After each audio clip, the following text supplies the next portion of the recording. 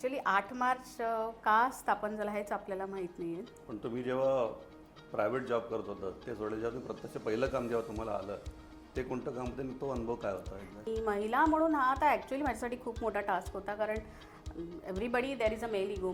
प्रत्येक तळागाळातल्या प्रत्येक लेबरशी 1 to 1 बोलणं, त्या प्रत्येक लेबरला समजून घेणं, त्याच्याशी बोलत असताना एक महिला म्हणून रिस्पेक्ट कमावणं आणि आपल्या 2 फुटाच्या ओरामध्येही कोणी येणार नाही हे सगळं बघून जबाबदारीने ज्या वेळेला काम करत होते, ज्या वेळेला मी स्वतः साईटवर बसून टाईलच्या थाप्या लावल्यात त्यावेळेला मला कळलं की हे काम कसं होतं. की मॅडम ना आपके मुंह से कभी गाली नहीं सुना, बट आप चिल्लाती हो ना तो हम लोग पूरा पसीना पिसना हो जातो. तसं लोकांना असं वाटतं असं की बाबा लेडीज आहे ते कसं करते. पहिला बिल्डरकडनं मला क्वेश्चन येतो, मॅडम इतना बड़ा कॉन्ट्रॅक्ट आहे, आप ले पाओगे? घर डिझाईन करताना प्रत्येक माणसाची मानसिकता त्याची विचारसरणी म्हणा वेगळी असते. त्यामुळे ती मग ते आधी समजून घेऊन करायला लागतं की काय नाही तुम्ही जनरल डिझाईन आहे हे डिझाईन आहे का असं काय असतं. 1 BHK 25 दिवसामध्ये देणं हे नेक्स्ट टू इम्पॉसिबल टास्क आहे. त्याच्यामुळे we are just like and to की आम्हाला आता पडायचं आहे आणि पूर्ण करायचं आहे. आणि आमच्याकडे टाईम पिरियड होता 1 महिना. दिवस रात्र म्हणजे रात्री 2:30 वाजेपर्यंत सुद्धा सगळे लोक काम करत होते. म्हणजे कार्पेंटर जे घर तुम्हाला 2 महिन्यांनी देणार आहे ते मॉड्युलरमुळे तुम्हाला 1 महिन्यात शक्य होतं आणि शिवाय तुमचे पैसे सुद्धा वाचतात. म्हणजे ते आम्हाला जज करायला जातात की यांचं 10 लाख जातं की 12 लाख जातं. आपण उत्कृष्ट बासरी वाजवताय असं आम्हाला कळलेलं आहे.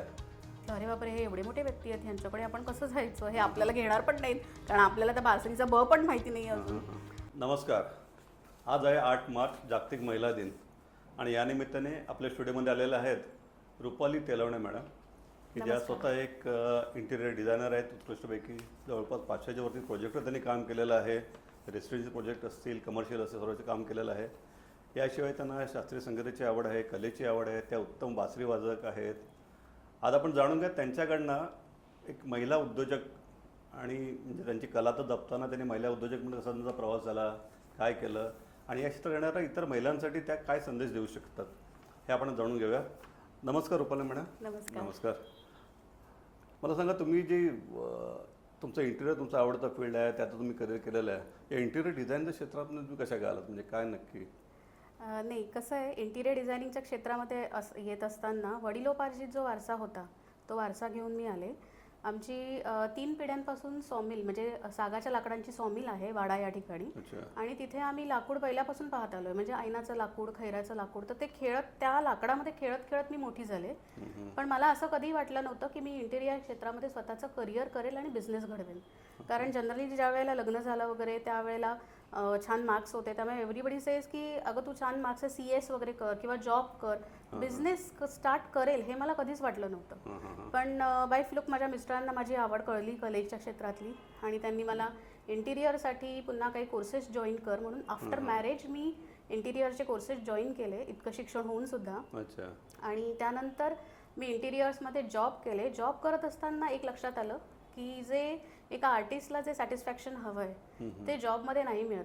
ते ज्या वेळेला आपण बिझनेस स्टार्ट करू त्यावेळेला भले तोडका मोडका का होईना, म्हणजे एका शुल्लक अमाऊंटपासून का होईना, पण तो ज्या वेळेला तो काही करोड्समध्ये जातो त्यावेळेला त्या बिझनेसची व्याप्ती कळते आणि त्यावेळेला ते फ्रुटफुल झाल्यासारखं वाटतं आपला टाईम. आणि म्हणून मी हळूहळू जॉब वाइंड अप करून मग मी बिझनेसमध्ये आले. पण हे तुम्ही एक तर ते अस्मी नाव एक छान वाटतं, अस्मी नाव का निवडलं आणि कधी सुरुवात केली? ती ॲक्च्युली खूप मोठी गंमत आहे. म्हणजे ना 2009च्या दरम्यान ऐश्वर्या रायची एक ॲड यायची, अस्मी ते खड्याचं काहीतरी नाव होतं, डायमंड्सची ती ॲड करायची आणि त्याचं नाव होतं अस्मी. मग ती त्या अशा आगीतून त्या डायमंड्समधून ती येते ऐश्वर्या राय वगैरे असं. आणि त्यावेळेला आमचं चाललं होतं माझं आणि माझ्या मिस्टरांचं की आपण नाव काय ठेवायचं. सो ते अस्मी घेऊन मग मी अस्मी. पण अस्मीचा अर्थ त्यानंतर एवढा वाइंडअप मोठा झाला की अस्मी मी पहिला, म्हणजे मी आहे, I am there for you. तुमच्या घराच्या प्रत्येक कानाकोपऱ्याची काळजी घेणं, तुमच्या खिशाची काळजी घेणं आणि तुम्हाला हवं तसं घर सजवून देणं, ह्याच्यासाठी अस्मी हे ऑलवेज देअर फॉर यू.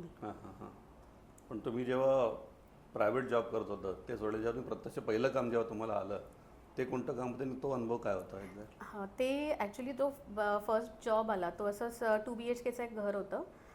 माझे काका सिव्हिल इंजिनियर, त्यामुळे त्यांच्याच बिल्डिंगमध्ये एक ते घर होतं आणि त्यांनी मला ते देऊ केलं की मॅडम तुमचा स्टार्टअप आहे तुम्ही करा स्टार्ट. बरं. हां, नवीन होते क्षेत्रामध्ये, काही माहीत नव्हतं, म्हणजे मटेरियल्स कुठून आणायचे किंवा लेबर कसे मॅनेज करायचे, कुठल्या ठिकाणी कुठे, म्हणजे लॅमिनेटला फेविकॉल किती क्वांटिटीमध्ये लागतो, इथून माझी सुरुवात होती. अच्छा. सो त्यावेळेला एक अनुभव चांगलेही आले, बरेच वाईटही आले. आणि त्यावेळेला ते 2 BHKचं पहिलं काम मी ज्या वेळेला केलं 2000 आय गेस असेल 6-7च्या दरम्यान, त्यावेळेला ते माझं पहिलं काम होतं. हां हां. आणि त्यानंतर मग सुरुवात होत गेली ती आता 500पेक्षा जास्त घरं आपण केलेली आहेत अरे वा. या क्षेत्रामध्ये. पण एक महिला म्हणून जेव्हा वावरतो आपण त्या बघतो, हेच कसं तुमच्या डोक्यात असलेली कन्सेप्ट जी आहे ती त्यात समोरच्याला सांगणं, त्या कारागिराला सांगणं आणि ते करून घेणं त्याच्याकडनं, त्याला ते बिनवून हे असं व्हायला पाहिजे, असं डिझाईन पाहिजे, असा कलर हवा आहे, यासाठी मला वाटतं खूप मेहनत करावी लागली असते, कारण त्यांच्या डोक्यात ते करून घेणं काम जे आहे महत्त्वाचं. Yes yes. नाही, it is a big task actually. आणि महिला म्हणून हा आता ॲक्च्युली माझ्यासाठी खूप मोठा टास्क होता, कारण everybody there is a male ego. मग तो कोणी मोठा एंटरप्रेनर असू दे किंवा साधा कारागीर असू दे. म्हणजे ज्या वेळेला माझी सुरुवात झाली ना, त्यावेळेला साधे सिव्हिल कॉन्ट्रॅक्टर वगैरे म्हणायचे, अरे मॅडम को कुछ समजता नाही आहे, जाने दो, लगा दो. थूकपट्टी लावून काम करणं हे त्यावेळेला हे होतं. कारण का तर मॅडम एक स्त्री आहेत, त्यांना एवढा एक्सपिरियन्स नाही आहे, त्यांना एवढं माहिती नाही आहे, असं करून सुरुवात व्हायची. आणि त्याच्यानंतर ज्या वेळेला मी स्वतः साईटवर बसून रंधा मारलाय, ज्या वेळेला मी स्वतः साईटवर बसून टाईलच्या थाप्या लावल्यात, त्यावेळेला मला कळलं की हे काम कसं होतं, जे आमच्या फील्डमध्ये खूप कमी महिला करतात. कारण जनरली आमच्या फील्डमध्ये असं असतं की महिला AC मध्ये बसणार आणि मग त्यांचं ऑफिसमध्ये काम असतं आणि डिझायनिंग करणार किंवा त्यानंतर हे कॅल्क्युलेटिंग करणार, ह्याचमध्ये असतात आणि हार्डली एक महिन्यातून एकदा किंवा दोनदा साईटवर जातात.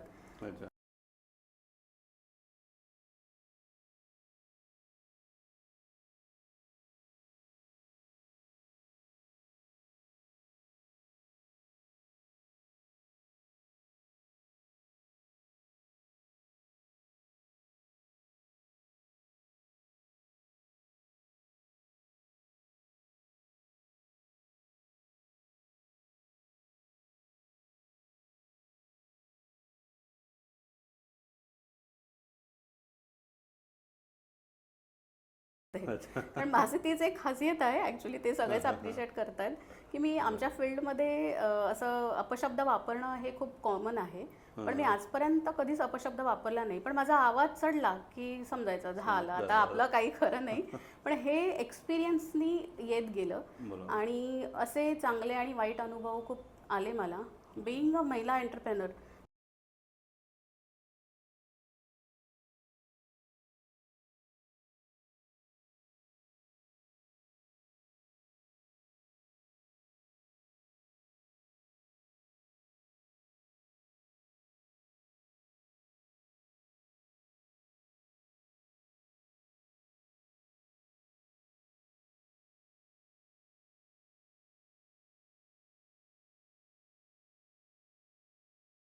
मी त्यांना एकच बोलले, सर एकही पैसा देऊ नका, एवढं मोठं कॉन्ट्रॅक्ट जे आहे हे कॉन्ट्रॅक्ट मी माझी एकटी करते, तुम्ही झालात कॉन्ट्रॅक्ट ऑन टाईम पूर्ण झालं की मग मला पैसे द्या. त्यांना तो कॉन्फिडन्स एवढा आवडला, तर त्यांनी 50% अमाऊंट तर मला दिलीच ॲडव्हान्स. त्यांचं ते काम पूर्ण झाल्यावर आता त्या बिल्डरसोबत मी 4 वर्ष झाले काम करते. अरे वा. त्यामुळे तुम्ही कुठलीही महिला असू दे, मग ती घरात काम करणारी असू दे, बाहेर काम करणारी असू दे, अविश्वास दाखवून तिच्या ज्या आत्मसन्मानाला जी ठेच पोचते, ती ठेच ज्या वेळेला पोचते ना, त्यावेळेला ती रिक्रिएट करते स्वतःला. आणि ज्या वेळेला ती रिक्रिएट करते ना, त्यावेळेला लार्जर दॅन लाईफ काहीतरी समाजाला बघायला मिळतं. सो असं प्रत्येकीच्या बाबतीत होतं. त्यामुळे माझं सगळ्यांना एकच म्हणणं आहे की प्लीज डोंट अंडर एस्टिमेट अस. म्हणजे आता तसा समाज नाही राहिलेला आहे, पण तरीही काही काही ठिकाणी असे अनुभव येतात. हा तो कदाचित ताबू ज्याला म्हणतो सोशल आहे, स्टिग्मा ज्याला बसलाय, तो त्यामुळे कधी लोकांना असं वाटतं असं की बाबा लेडीज आहे ते कसं करते. पण तो याचा एक दुसरा एक फायदा असं मला दिसतो की बाबा माझं घर डिझाईन करायचं आहे, तर अरे लेडीज आहे तर मग तिला अधिक जास्त कळू शकेल काय करायचं आहे. पण मग असं कारण घर डिझाईन करताना प्रत्येक माणसाची मानसिकता, त्याची विचारसरणी म्हणा वेगळी असते. त्यामुळे ती मग ते आधी समजून घेऊन करायला लागतं की काय नाही तुम्ही जनरल डिझाईन हे डिझाईन आहे का, असं काय असतं. नाही खूप खूप इश्यूज म्हणजे ग्राहकाच्या इच्छेनुसार करावं लागतं. म्हणजे गंमत अशी असते, न्यूली म्हणजे असे एक्सपिरियन्स आम्हाला आलेत की न्यूली मॅरिड हजबंड वाईफ होते, तिला पिंक कलर हवा होता आणि त्याला ब्राऊन कलर हवा होता. आणि ह्या कशमकशमध्ये तो प्रोजेक्ट इतका लांबला होता, शेवटी काहीतरी मध्यतोड काढून आम्हाला ते ॲडजस्टमेंट करावी लागते. म्हणजे ऑब्व्हियसली की ग्राहकाची पसंती ती आहेच. आता ज्यावेळेला महिला किचन हा माझा स्पेशलायझेशन आहे, मॉड्युलर किचन आणि मॉड्युलर फर्निचरची फॅक्टरी आहे माझी वसईला. अच्छा, आपलं स्वतःचं युनिट आहे? माझं स्वतःचं, आम्ही पार्टनरशिपमध्ये ते युनिट म्हणजे आहे. आपण सर्व माप वगैरे घेतल्यानंतर सर्व बनवणं जे आहे ते तिकडे तिकडे बनवलं जातं युनिटमध्ये आणि इथे येऊन इन्स्टॉलेशन होतं. त्यामुळे प्रोजेक्ट खूप लवकर पूर्ण होतो आणि ऑन टाइम. म्हणजे 1 BHK 25 दिवसामध्ये देणं हे नेक्स्ट टू इम्पॉसिबल टास्क आहे, पण ही अस्मीची टीम हे टास्क पूर्ण करून दाखवते. ओके. सो हे करत असताना ज्यावेळेला किचन आम्ही करायला घेतो त्यावेळेला किचन डिझायनिंग करत असताना ती महिला तिथे जी काम करणार आहे ती लेफ्टी आहे की राईटी आहे. ती जर राईटी असेल तर तिला जो चमच्याचा ड्रॉवर आहे तो तिच्या राईट साईडला हवा आहे. लेफ्टी आहे तर तिला लेफ्ट साईडला हवा आहे. इतके डिटेल मायन्यूट्स ठेवावे लागतात आम्हाला आणि त्यानुसार ती कामं होतात पुढे. आणि त्यामुळे ग्राहक खुश असतात आमच्यावर. त्यांच्यानुसार त्यांना दिलेली गोष्ट पूर्ण होते आणि ऑन टाइम होते. त्याच्यामुळे अस्मीचं टीम आहे बेटर. बरोबर. जसं तुम्ही आता जे फॅमिली याच्यासाठी सांगितलं तुम्ही इंटेरियर, तसं कमर्शियल पण आपण बरेच कामं केलेली आहेत. तर राजगुरू बँक म्हणा किंवा इतर असे मोठे प्रोजेक्ट आपण केलेले आहेत. तर असं काही त्याचा कुठला वेगळा अनुभव आला आहे का की ज्याला तो मला वाटलं इट्स अ टफ जॉब आहे असं काही, तिथे आपण कसं टॅकल केलं तुम्ही? ॲक्च्युली कमर्शियल्समध्ये करताना आम्ही बिल्डर्स प्रोजेक्ट जे आहेत हे बिल्डर प्रोजेक्ट करतो, ज्याच्यामध्ये एंटायर बिल्डिंगचं मॉड्युलर किचन केलं जातं. त्यानंतर बिल्डरचे शो फ्लॅट आणि सॅम्पल फ्लॅट केले जातात. ओके. आणि बिल्डरचे सॅम्पल फ्लॅट करताना काय होतं, आम्हाला एक प्राईसचं लिमिटेशन्स असतं की we can't exceed that price. आणि टाईम लिमिट असतो. म्हणजे 15 दिवस ते 20 दिवसामध्ये आम्हाला ते कंप्लीट करावंच लागतं, कारण त्यांच्या ओपनिंग डेटच्या जस्ट एखाद महिना आधी त्यांच्या डोक्यात आलेली कल्पना असते की सॅम्पल फ्लॅट करायचं आहे. त्याच्यामुळे we are just like and to की आम्हाला आता पडायचं आहे आणि पूर्ण करायचं आहे. सो ते ऑन टाईम पूर्ण होतं बिकॉज ऑफ मॉड्युलर फर्निचर. आणि दुसरा एक माझ्याकडे टास्क असा होता की ज्यावेळेला मी BDS म्हणजे बिझी फिट डान्स स्टुडिओचं काम आम्ही करत होतो त्यावेळेला त्यांना एका बँकेने फायनान्स केला होता आणि काम होतं 2,500 स्क्वेअर फूटपेक्षा जास्त. आणि तिथे आधी एक बँक होती आणि ते बँक पूर्णच्या पूर्ण डिमॉलिश करून आम्हाला तिथे डान्स स्टुडिओ करायचा होता आणि कम्प्लिटली अकुस्टिक. आणि तो डान्स स्टुडिओ होता म्हणजे इंडस्ट्रियल एरियामध्ये, म्हणजे त्याच्या बाजूला मशीन आहे आणि त्या मशीनचा आवाज येतोय खूप असं होतं. त्यामुळे तो त्याचं छतापासून त्याच्या फ्लोरिंगपासून त्याच्या वॉल्सपासून कम्प्लिटली आम्हाला साऊंड प्रूफ करायचं होतं. आणि आमच्याकडे टाईम पिरियड होता 1 महिना. दिवस रात्र म्हणजे रात्री 2:30 वाजेपर्यंत सुद्धा सगळे लोक काम करत होते, कारण त्यांना महाराष्ट्र बँकेने फायनान्स केला होता, बँक ऑफ बडोदा, आणि ह्यांच्याकडनं डायरेक्ट आम्हाला पेमेंट्स यायचे सगळे. सो त्यांना आम्हाला ते टार्गेट कम्प्लीट करणं मस्ट होतं, कारण 1 महिन्याच्या आत त्यांना तो डान्स स्टुडिओ ओपन करायचा आहे बिकॉज ऑफ द बँका कंडिशन. आणि ते करत असताना जे काय आम्ही पळालो, म्हणजे त्यावेळेला सगळं असं म्हणतं ना की अरे ब्रह्मांड आठवलं तसं होतं. कारण एक टाइम फ्रेम दिला त्या टाइमवर आपल्याला करायचं. आणि नेहमीपेक्षा वेगळा प्रोजेक्ट. म्हणजे आता ठीक आहे, रेसिडेन्शियल आणि नॉर्मल ऑफिस फर्निचर कमर्शियल असेल तर गोष्ट वेगळी, पण हा अगदी असा काहीतरी आउट ऑफ द वे जाऊन प्रोजेक्ट होता. बट झालं, म्हणजे करत असताना जी मजा आली ना तो एक्सपिरियन्स आता पुढे कामाला येतोय. Okay okay good. पण आता गेली 2 दशकं आपण जवळपास या फील्डमध्ये काम करताय, तर तेव्हाचं डिझाईन आणि आताच येणारं नवीन पिढी म्हणतं किंवा नवीन जे कन्सेप्ट चाललेले आहेत या इंटरेस्टनं काय फरक होत चाललेला आहे, काय डिमांड पुढे राहील, अजून कसं वाढत? हो, आता कसं आहे, काही जे कलर्स किंवा काही ज्या स्कीम्स आहेत त्या ना डेकेड्सपर्यंत चालतात, म्हणजे 10 वर्ष. पूर्वी कसं व्हायचं, क्रीम अँड ब्राऊन्स आणि जे ब्राईटर इंडियन टोन्स आहेत त्या इंडियन टोन्समध्ये जनरली प्ले करायला लागायचं. आता काय झालंय, ते 10 वर्षापूर्वी ते संपलं. आता पेस्टल शेड्स यायला लागल्यात. तर पेस्टल शेड्समध्ये तुम्ही क्रीम शेड्स घ्या किंवा पिंकचे न्यूड पिंक कलर म्हणू शकतो, किंवा पिस्ता जो कलर आहे त्याचे वेगवेगळे जे न्यूड शेड्स आहेत त्या शेड्समध्ये सगळी आलेली आहेत. आणि हा शेडचा ट्रेंड हा परत पुढची 10 वर्ष राहणार आहे. सो आम्हाला स्वतःला अपग्रेड करत असताना प्रत्येक वर्षाचं जे मॅन्युफॅक्चरिंग म्हणजे हार्डवेअर्स आणि बाकीच्या मटेरियल्स आहेत त्याच्यानुसार दरवर्षी अपग्रेड करावं लागतं. आणि कलर स्कीमच्या नुसार आम्हाला दर 5 वर्षांनी अपग्रेड करावं लागतं. त्यामुळे आत्ताचा जो ट्रेंड आहे तो पूर्ण पेस्टल्स, त्याच्यामध्ये मग टीपट्टी आल्या किंवा तुमचे मोल्डिंग्स आले किंवा फ्लुटेड लॅमिनेट आले, फ्लुटेड ग्लासेस आले. पूर्वी सरफेस क्लीन दिसला पाहिजे, त्याच्यावर टेक्स्चर काहीच नको. आता textured laminate, texture wall, fabric laminate ह्यामध्ये सगळं अपग्रेडेशन चालू आहे. सो तसं प्रत्येक वेळेला अपग्रेड होत राहणं, वेगवेगळे एक्झिबिशन्स ट्राय करणं, त्यानंतर सर्वांचा गुरु गुगल हे करणं, पिंटरेस्ट करणं आणि हे करत असताना ग्राहकाला जे आवडतं आणि त्याच्या जागेमध्ये जे सूट होतं आणि त्यांनी पिंटरेस्टवरून काढलेली डिझाईन त्याला सांगावं लागतं, बाबा ही 12 फुटाची वॉल आहे आणि तुमच्याकडे जी वॉल आहे ना ती फक्त 7 फुटाची आहे. सो हे डिझाईन आपण 7 फुटामध्ये बसवायला गेलो तर कसं दिसेल, बेटर आपल्याला हे डिझाईन असं चेंज करायचं आहे. हे ज्या वेळेला आम्ही त्यांना पटवून सांगतो with the new trends and all, त्यावेळेला ग्राहक खुश होतात आणि मग काहीतरी ट्रेंडी आमच्या हातून म्हणजे घडत आता काय झालं, गुगलच्या मुळे आणि गुगल बाबांमुळे बरेचसे लोक आधी रिसर्च केला जातो, म्हणजे काही असेल काम तर केलं Exactly. जातं. त्याचा मला वाटतं तुम्हाला बरंचसं हे होतं त्यांना. हो, म्हणजे ग्राहकाला त्यावेळेला ते पटवून सांगावं द्यावं. लागतं आम्हाला की हे व्हिज्युअल हे ना ते वर्च्युअल दिसणं आहे आणि बुवा. प्रत्यक्ष हां, आणि हे प्रत्यक्षात तुझ्या घरात असं दिसणार आहे. So you have to choose this, not that. Right right. पण मग असा कधी अनुभव येतो का की आपण ग्राहकाला काहीतरी वेगळं पण त्याची कन्सेप्ट आहे की एखादा वाटतो एखादा माणूस आहे तर ज्या फील्डच्याला आवड आहे त्या फील्डनुसार वेगळं काही करणं, की एखादी लेडीज आहे म्हणजे मला किचनमध्ये रेग्युलर नको आहे, मला काहीतरी टिपिकल नको आहे मला, बरोबर. तर ते साधारण काय त्याला म्हणजे तुमच्या कन्सेप्टनुसार कसं तुम्ही करता? हो, म्हणजे हा एक किस्सा मला आठवतो. म्हणजे त्याचं व्यक्तिमत्व, आपण म्हणतो घर आहे त्याचं, त्या माणसाचं त्या कुटुंबाचं व्यक्तिमत्व रिफ्लेक्ट व्हायला रिफ्लेक्ट करत हवं. असतं. बरोबर. तर त्या दृष्टीने सुद्धा आपण विचार करता का? हो, जनरली कसं आहे, आता डॉक्टर्सचं ज्या वेळेला आम्ही होम्स केले, डॉक्टर्स जे त्यांचं प्रोफेशन डॉक्टर आहे हां हां. त्यावेळेला त्यांना जनरली ग्रे अँड व्हाईट टोन्समध्ये आवडायचं.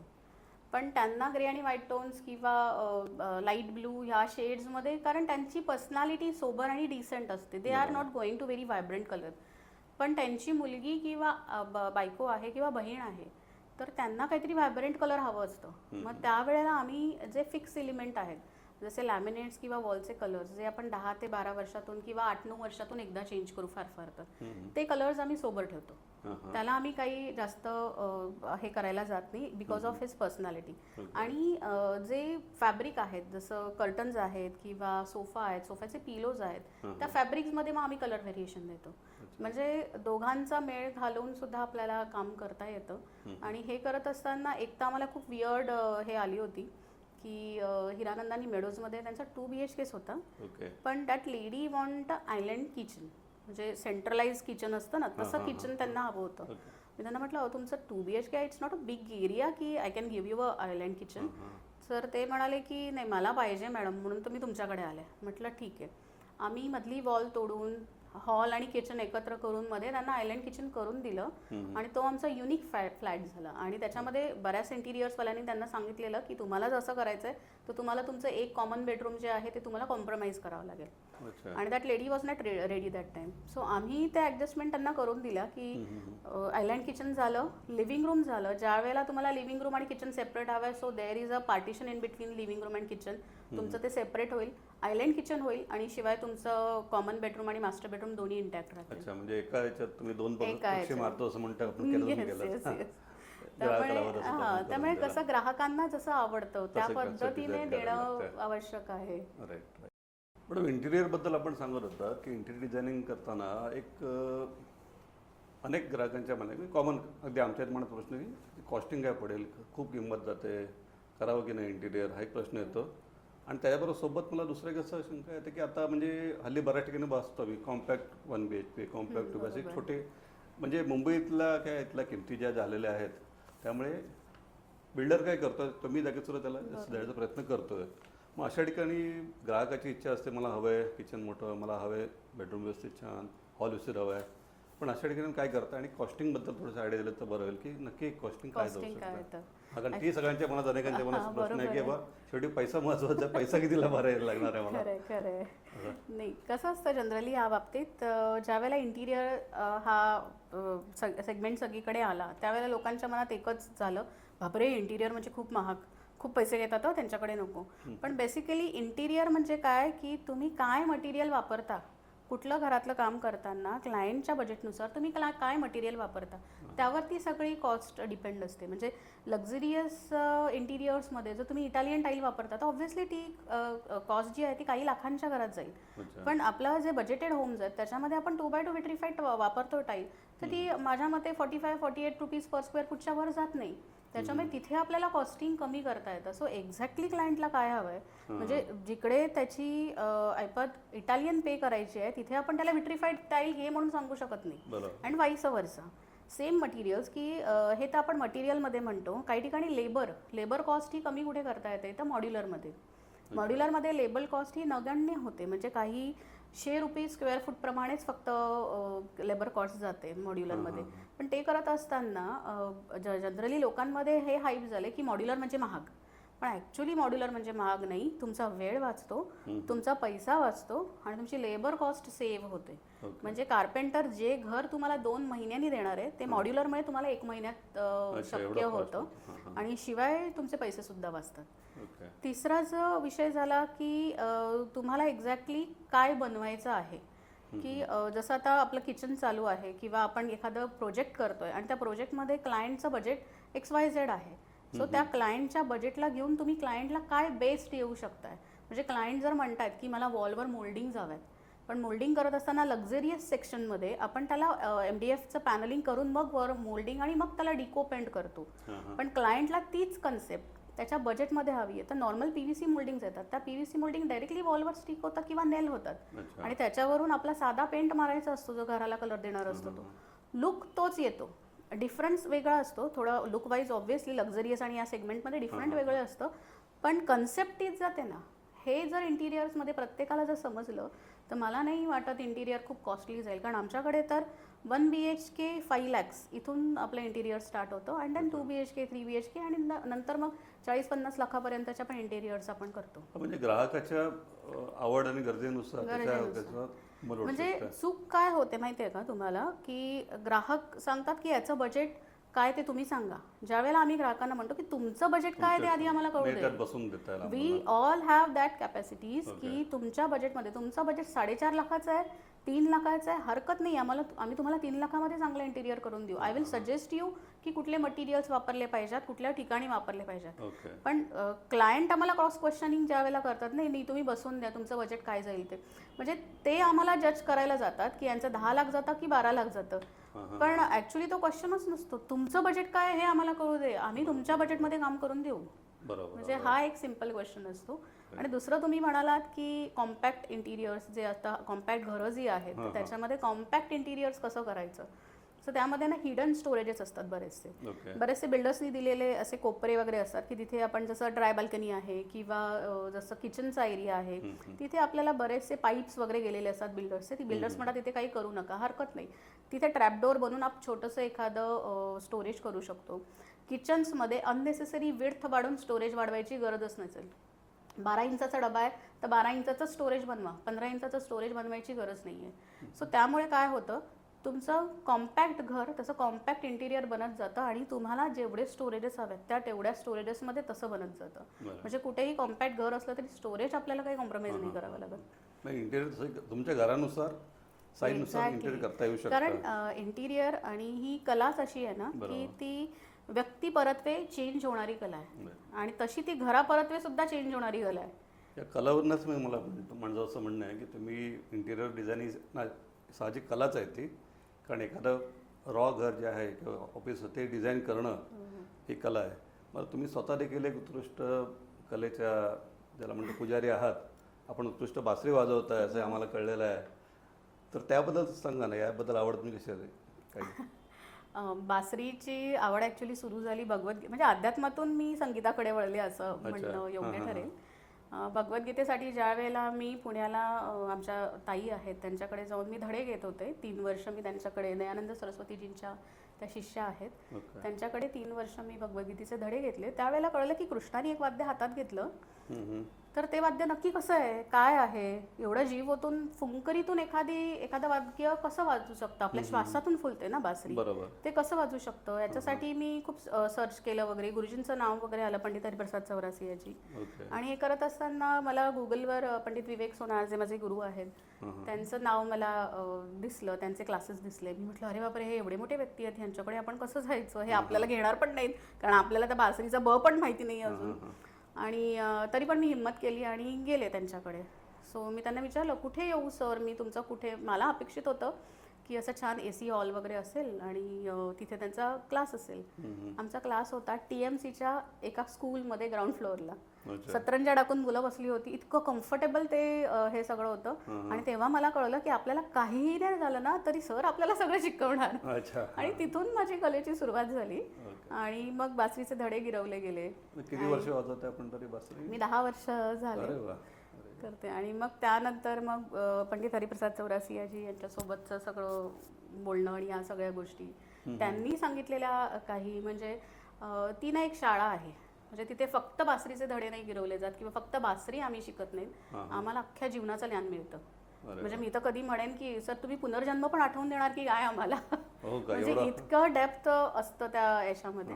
आणि अध्यात्माची जोड आणि कला ह्या संगमामुळे आज मी 10 वर्ष झाले आहे. आणि ऑब्व्हियसली गुरुकुल प्रतिष्ठान जे आहे आमचं त्याच्यासाठी काम करणं, त्याच्या बासरीचा प्रसार करणं सरांच्या सोबत राहून हे आमचं उद्दिष्ट सध्या. आपण काही गंधार फेस्टिवल वगैरे सुद्धा असं काही हो, मी अस्मी स्टुडिओ हे जे माझं दुसरं व्हर्टिकल आहे त्या व्हर्टिकलमधून क्लासिकल म्युझिकचा प्रचार प्रसार करणं आणि क्लासिकल म्युझिक सर्वश्रुत होणं हे एक माझं उद्दिष्ट होतं आणि आहे अजून रादर. सो त्याच्यानुसार कलाधिपती बेगम परवीन सुलतानाजी यांचा इव्हेंट केला. त्यानंतर आपले प्रसिद्ध पखवाज वादक आता ते नाही आहे तर त्यांचा आपण एक इव्हेंट केला. त्याच्यानंतर परवेज खान यांचा एक आपण इव्हेंट केला. असे वेगवेगळे इव्हेंट्स केले आणि गुरुजींचे इव्हेंट्स आपण करतो. रंगमल्हार म्हणून मल्हार रागावर आधारित असे इव्हेंट्स केले. आणि हे करत असताना माझ्या गुरूंचा मला खंबीर पाठिंबा होताच आणि आहे तोही आता. त्यामुळे ही अशी संगीताची सुरुवात झाली. म्हणजे माझं असं म्हणणं होतं की ज्या वेळेला श्रोतेगण पुढे बसलेले असतात आणि एखादा कलाकार त्याची कला सादर करतो आणि त्या श्रोत्यांमधून उत्स्फूर्तपणे त्याच्या कलेला जी दाद मिळते ना किंवा तो एक आहा असं निघतो ना तो म्हणजे स्वर्गीय आनंद असतो. तो म्हणजे ते ईश्वराचे दार उघडलेले असतात पटकन असं आम्हाला तो फील येतो त्यावेळेला. आणि हे सगळं ऐकायला, वाचायला आणि वाजवायला शिकवलं गुरुजींनी. तर आपल्या सर्वांचे लाडके गणपती बाप्पा हे तर कलेचं हे दैवत मानलं जातं. तर आपण त्यांच्यावर देखील काही रिसर्च करते असं कळलं आहे. तर काय नक्की आहे म्हणजे कारण गणपतीवर तर सगळ्यांचा आवडता देव आहे. अनेक पुस्तकं आली त्याबद्दल, अनेकांनी लिहिलेलं आहे. तुम्ही काय वेगळं की त्यावर काही करताय का? ॲक्च्युली गणपती म्हणजे हा ना असा माझ्यासाठी खूप असा जीवाभावाचा एक हे आहे. मी गणपती माझ्यासाठी देव नाही, तो माझा मित्र आहे म्हणून. मला माहित नाही हे ऑन कॅमेरा किती बोलणं योग्य आहे. अनेकांचं आहे देव. म्हणजे गणपती खूप लोक आहेत जी लोक बोलतात देवाशी, त्यांना वाटतं याशी बोलल्यावर मला प्रसन्न वाटतं. म्हणजे कसं आहे he is like in to me असं होतं आपल्यातला हा तो. त्यामुळे गणपतीवर रिसर्च करताना म्हणजे त्याची सुरुवातही असंच भगवद्गीतेपासूनच माझं सगळं अध्यात्म आणि कला या दोन्ही गोष्टी जोडल्या गेल्या. कारण भगवद्गीता हे एक ना आपल्या लाईफचं मॅन्युअल आहे. जसं एखाद्या मायक्रोवेव्हमध्ये एखादं पुस्तक असतं, हे बटन दाबल्यावर तुमचं इतक्या सेंटीमीटर इतक्या तापमानावर हे केलं जाईल असं त्या मायक्रोवेव्हवर लिहिलेलं असतं. तसं भगवद्गीतेच्या प्रत्येक श्लोकात लिहिलेलं आहे की तुम्ही ह्या श्लोकामुळे तुम्ही तुमच्या लाईफमध्ये आलेला हा प्रॉब्लेम अशा पद्धतीने डायल्यूट करू शकता. थोडक्यात जीवनातल्या प्रत्येक प्रश्नाचं उत्तर आणि कसं जगावं हे भगवद्गीतेमध्ये म्हणजे ज्ञानयोग, भक्तियोग आणि कर्मयोग या तिन्ही योगांची सांगड त्या भगवद्गीतेमध्ये आहे. आणि भगवद्गीता कुठल्याही एका योगाला प्रमोट करत नाही, ह्या तिन्हीला करतात. आपण ठरवायचं आपण कुठल्या योगामध्ये फिट होतोय ते किंवा आपलं जे कॅलिबर किंवा ज्या गोष्टी ईश्वराने दिलेल्या आहेत अंगीभूत त्याच्यानुसार आपण तिथे कुठे फिट होतोय. सो हे करत असताना संशोधन किंवा रिसर्च हे असं का हा का जो होता ना तो मला सतत छळत राहायचा. त्याच्यामुळे मग गणपती आपल्या पोटातला देव, आपण महाराष्ट्रीयन लोकांच्या पोटातला देव म्हणू शकतो त्याला. सो गणपती म्हणजे काय, मग तो असा सोंड का आहे त्याला, तो असा जाडा का आहे, मग त्याला कानच का आहे. कारण हे ज्या वेळेला गोष्टी मी बघत गेले त्यावेळेला त्याच्या मागची जी मायथॉलॉजी आहे ती मायथॉलॉजी इज देअर ऑलवेज, कारण ती आपल्याला समजावं म्हणून असतं. पण त्याच्यामागचं शास्त्रीय कारण काय आहे हे ज्या वेळेला कळत गेलं अभ्यासातून, म्हणजे जसं मुद्गल पुराण आहे किंवा अमरेंद्र यांचं गणपतीवरचं पुस्तक आहे, ॲलिस गेलीनी केलेली गणपतीवरची संशोधनाची जी पुस्तकं आहेत त्या सगळ्या गोष्टीतून गणपती हा उलगडत गेला. म्हणजे ज्या वेळेला आम्ही तासन तास म्हणजे सकाळचं ऑफिस झालं, नंतर बासरीचा क्लास झाला की रात्री येऊन मी जी बसायचे ते मला 3:30 आणि 4 पहाटेचे कधी वाचायचे हेच मला कळायचं नाही. माझे सासरे मला सांगायला यायचे, अगं आता ते लाईट बंद कर आणि झोप. इतकं त्यामध्ये डेप्थ आहे ॲक्च्युली, पण आपल्याला माहीत नसल्यामुळे काय होतं आपण त्या विषयाकडे वळतच नाही. त्यामुळे गणपती म्हणजे स्त्रीरूपी गणपती आहे. तांत्रिक स्वरूपातला गणपती आहे. त्याच्यानंतर आपल्या पूर्ण भारत देशाचे रक्षक म्हणून गणपतीची 12 स्थानं आहेत 12 दिशांची. त्यानंतर अष्टद्वार आहेत. हे इतकं डेप्थ आहे ना. त्यानंतर वेगवेगळ्या देशांमध्ये जसं जपानचा कांगीतेन आहे, त्याच्यानंतर थायलंडचा गणपती आहे की ज्याला पोट नाही, तो सपाट आहे. अशा वेगवेगळ्या प्रकारचे. त्यानंतर हम्पीचा गणपती आहे जो मोठा गणपती आहे, त्या गणपतीच्या पाठीमागे स्त्रीचं चित्र आहे.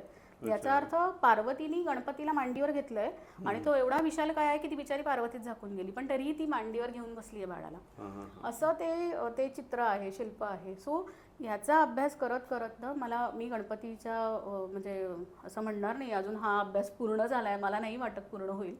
तर नक्षत्र गणपती आहे, वृक्ष गणपती आहे, मंदार आणि शमी ह्याची जी मुळं आहेत त्या मुळातून गणपतीचा आकार तयार होतो आणि त्यातून त्या गणपतीची आराधना केल्यानंतर कसे फळं मिळतात हे होतं. त्याच्यानंतर आपले काही संशोधक होते, त्यांनी एक किस्सा सांगेन. त्यांनी आपलं जे पालीचा गणपती आहे बल्लाळेश्वराच्या इथे खाली गाभारा आहे त्यांचं, ते मंत्र आणि ते साधना तिकडे चालते. तिथे गणपतीचं अथर्वशीर्ष लावलं आणि एक पेन आणि ते ऑटोमॅटिक यंत्र जे असतं ते ठेवलं आणि त्या अथर्वशीर्षाच्या आवर्तनातून ते त्यातले जे वाईब्स आहेत ते वाईब्स ते यंत्र ग्रहण करून त्यांनी गणपतीची मूर्ती, हरिद्र गणपतीची मूर्ती तिथे उमटवायला सुरुवात केली. म्हणजे एखादा चित्रकार जर हाताने काढतो तर ठीक आहे, मशीनला कसं कळतं. त्यानंतर डॉक्टर R.N. शुक्ल म्हणून आपले जे विद्वान आहेत त्यांना मी भेटले. गणपतीच्या संदर्भात मी खूप लोकांना भेटले आणि अजूनही माझं ते पॅशन असं आहे ना की मी सगळं सोडून तिकडे मागे जाऊ शकते. गणपती म्हणजे मुळात हा विषय न संपणारा विषय आहे तो आणि खूप इंटरेस्टिंग आहे. तर डॉक्टर R.N. शुक्ल भेटले. त्यांनी सांगितलं की पर्जन्य याग जो केला जायचा ना त्याच्यामागे सायंटिफिक रिजन होतं आणि त्यांनी सायन्सनी प्रूफ करून पर्जन्य याग ह्या वेळेत कडून पर्जन्य पाऊस पडलेला आहे त्या यागाच्या जवळ. म्हणजे हे जे एन्शियंट आपलं जे कल्चर आहे ना, हे एन्शियंट कल्चरमध्ये मिथ्य असं काही म्हणणार नाही मी. त्या एन्शियंट कल्चरमध्ये सगळं सत्य आहे, पण आपल्याला ते उलगडलेलं नाही आहे म्हणून आपण त्याला मिथ्य म्हणतोय. आणि सायन्स म्हणजे काय की आपण सृष्टीमध्ये जे आहे ना तेच शोधून काढतोय. रक्ताचा नमुना अजूनही बनवता आलेला नाहीये, जे आहे ना तेच आपण शोधून काढतोय. पण जे ऑलरेडी आपल्या पूर्वजांनी सांगून ठेवलंय की हे आहे, अगं हे असं आहे असं आहे. आपण फक्त ते जे वेगवेगळे ग्रंथ आहेत ते आपण उलगडूनच बघितलेले नाहीयेत. आणि मी एकच ग्रंथ म्हणणार नाही, एकच विषय फक्त डोक्यात घेतला आणि त्याची इतकी वास्ट माहिती मिळाली की म्हणजे मी पण स्टक झाले की गणपती एवढ्या वेगळ्या विषयात असू शकतो. त्याचा नागबंध कसा आहे, त्याचे कान का मोठे आहेत, त्याची सोंड का अशी आहे, त्याचे फीचर्स का असे आहेत पासून तो कुठल्या कुठल्या गोष्टींवर त्याचा कंट्रोल आहे. म्हणजे समाजाचा देव किंवा आपण म्हणतो ना गणपती हा गणांचा अधिपती. गण म्हणजे सर्व जे आपले लोक आहेत, समुदाय म्हणू आपण त्यांना, त्याचा अधिपती. पण त्या गर्दीला एक मन असतं, त्या गर्दीतला एक माणूस बिथरला तरी ती अख्खी गर्दी बिथरवू शकते. म्हणजे हे जे जाळपोळ किंवा हे सगळ्या गोष्टी होतात त्याला अंकुश ठेवणारी जी शक्ती आहे ना ती गणपती. तो त्या गणांचा जो मेन असतो ना माणूस, जिकडे त्यांना मॉनिटर करत असतो, त्याच्यामध्ये ती गणपतीची शक्ती असते. म्हणजे गणपती किंवा देवांना ना एका मूर्तीमध्ये बंदिस्त न ठेवता त्यांना जर विचारांमधून आपण जर मोकळं केलं ना तर मला असं वाटतं की आत्ताचं जनरेशन कुठल्या कुठे जाऊ शकेल. मोठा संदेश आपल्याला मिळू शकतो. आत्ताचं जनरेशन खूप कुठल्या कुठे निघून जाईल. त्याच्यामुळे त्या गर्दीच्या मनाला सांभाळणारा जो व्यक्ती आहे ना तो गणपती. मग तुम्ही असा विचार नका करू की तो वाईट आहे, तो चुकीचा आहे, तो हे सर्व गुण संपन्न कोण असतं, कोणच नसतं. त्यामुळे त्यातली कुठली गुण आता प्रत्येकाच्या कुठल्या कुठल्या ठिकाणी आहेत ते आत्मसात करून पुढे जाणं हे अध्यात्म. आणि ऍक्च्युली मी ह्याच शिकले यातून. म्हणजे ह्या विषयावर खूप बोलणं होईल. हा मला आता वाटलं की हा वेगळाच विषय होऊ शकतो यावर. एक महिला उद्योजक म्हणून थोडं सांगाल आपण, काही महिलांसाठी ज्यांना या फील्डमध्ये यायचं असेल त्यासाठी. ओके. ॲक्च्युली 8 मार्च का स्थापन झाला हेच आपल्याला माहीत नाही आहे. तर 8 मार्च ना 1908 साली अमेरिकेतील न्यूयॉर्कमध्ये एका म्हणजे टेक्स्टाईल इंडस्ट्रीमध्ये काम करणाऱ्या महिलांनी एक संघर्ष केला की नाही, आम्हाला कामाचे 10 तास हवेत, आम्हाला कामाच्या ठिकाणी सिक्युरिटी हवे आणि आम्हाला सार्वजनिक मतदानाचा हक्क मिळाला पाहिजे. यासाठी 8 मार्च 1990 या वेळेला ह्या ज्या कर्मचारी स्त्रिया होत्या त्यांनी एक इव्हेंट केला. इव्हेंट म्हणण्यापेक्षा एक आंदोलनं केली तिकडे. आणि त्या आंदोलनाचं प्रतिबिंब किंवा त्या आंदोलनाचं स्वरूप म्हणून आज आपण 8 मार्च हा जागतिक महिला दिन साजरा करतोय. तर हे म्हणत असताना मी महिलांना सगळ्यांना एकच सांगेन, विचार बदला, स्वतःला ओळखा, तुम्ही कोण आहात आतमध्ये. आपण प्रत्येक महिलेच्या आतमध्ये ना एक वेगळी शक्ती आहे, कारण ती क्रिएटर आहे ना. शी इज अ क्रिएटर. देवाने तिला क्रिएट करण्याची शक्ती दिलेली आहे. जर तुम्ही क्रिएटर आहात तर तुम्हाला कळलं पाहिजे तुमच्या आतमध्ये जी शक्ती आहे ती तुम्ही बाहेर आणून ती सर्वश्रुत कशी करायची आणि स्वतःसाठी कसं जगायचं. म्हणजे आज आपण म्हणतो की आईचं घर, नवऱ्याचं घर, तिचं घर कुठे आहे. पण एक गोष्ट आपल्या लक्षात येत नाही की ही दोन्ही घरं तिच्याशिवाय पूर्णच होत नाहीये. त्याच्यामुळे ही दोन्ही घरं तिची आहेत. फक्त ती ते स्वतःला मानून आणि तिने त्या पद्धतीने गोष्टी केल्या ना तर महिला कुठल्या कुठे पोहोचू शकतात. आणि महिलांसाठी शासनाच्या एवढ्या खूप योजना आहेत, जसं मुद्रा योजना आहे, म्हणजे स्मॉल स्केल इंडस्ट्रीज असेल. तिने स्वतःला ओळखायचं म्हणजे काय करायचं की एखाद्या स्त्रीला शिवणकामाची आवड असेल तर ती काय म्हणायची, शिवणकाम घेऊन मी काय करू, कुठला बिझनेस करू. फॅशन डिझायनिंग करू शकते, एखादं ब्युटिक खोलू शकते. म्हणजे डिग्री असली पाहिजे असं नाही, तुझ्या हातात कला असेल ना तर कुठेही जाऊ शकते. त्यानंतर एखादीला स्वयंपाक छान करता येऊ शकतो. तर घरोघरी डबे पोचवण्यापासून ते एखादं रेस्टॉरंट उभं करण्यापासून काम करू शकते महिला. तर ते ओळखून तुम्ही जर स्वतःला झोकून देऊन बिझनेस करणार असाल आणि स्वतःचं नाव एकदा तुम्ही उभं करणार असाल तर शासनाच्या योजना भरपूर आहेत. मुद्रा योजना आहेत, त्यानंतर स्टँडअप इंडिया स्टँडअप म्हणून योजना आहेत, त्याच्यानंतर महिलांसाठी महिला कॉयर म्हणून योजना आहेत विणकाम आणि ह्या संघटनेमध्ये. तर या शासनाच्या योजना, मुद्रा योजना तर इतकी सुंदर आहे ज्याच्यामध्ये तुम्हाला लोनवर 30% सबसिडी महिलांना मिळते 3 वर्षानंतर. म्हणजे 10 लाखाचं जो लोन घेतलं तर 3 वर्षानंतर तुमचे 3 लाख रुपये शासन माफ करतं त्या स्मॉल स्केल इंडस्ट्रीसाठी. ती स्मॉल स्केल इंडस्ट्रीसाठी लागणारं ट्रेनिंग तुम्हाला दिलं जातं. त्याचे मशिनरीज कुठे मिळणार हे सगळं तुम्हाला शासनाचे जे अधिकारी आहेत ते सांगतात. पण ह्या योजनेपर्यंत आपण पोहोचतच नाही. ते आपल्या दारी येण्यापेक्षा आपण शासनाकडे जाऊन विचारलं पाहिजे की अरे माझ्यासाठी काय ठेवलंय, आणि सर्वांसाठी सर्व काही असं आहे शासनाकडे. सो महिलेने त्या गोष्टी समजून घेतल्या पाहिजेत. परत वेगवेगळे बिझनेस प्लॅटफॉर्म्स आहेत, त्या बिझनेस प्लॅटफॉर्म्सवर जसं सॅटर्डे क्लब, BNI, ह्या सगळ्या गोष्टी बिझनेस प्लॅटफॉर्मवर तुमचं मार्केटिंग करून तुम्हाला कस्टमर्स मिळू शकतात. सो ह्या पद्धतीने गेलात तर ऑब्व्हियसली प्रत्येक महिला ही एक चांगली यशस्वी उद्योजिका होऊ शकते. बरोबर, खूप चांगला संदेश रुपाली मॅडमने आपल्याला दिलेला आहे आणि खास महिलांसाठी. कारण शी इज अ क्रिएटर आणि ती न थांबणारी आहे. ती पुढे जाऊ शकते, फक्त तिला एक प्रॉपर गायडन्स मिळाला, योग्य मार्गदर्शन मिळालं तिला, तर हा समाजात सरकार म्हणा किंवा तिचे आजूबाजूचे सहकारी असतील, नातलग असतील, हे सगळं तिला मदत करू शकतात. आणि या सर्वांचा एक स्वतः मदतीचा हात घेतला तरी स्त्री देखील एक उत्तम उद्योजिका बनू शकते. त्यासाठी सगळ्यांना महिलांना देखील आमच्या शुभेच्छा महिला दिनाच्या. आणि धन्यवाद ताई, आपण इथे आल्याबद्दल. मॅडम नमस्कार. नमस्कार.